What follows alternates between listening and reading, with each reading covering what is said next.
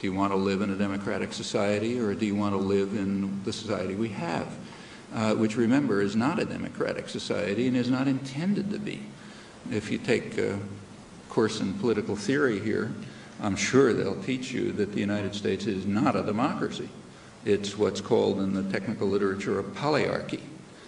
That's the term invented by the leading democratic theorist, Yale professor Robert Dahl. But the idea is old. It goes way back to James Madison and the foundation of the Constitution.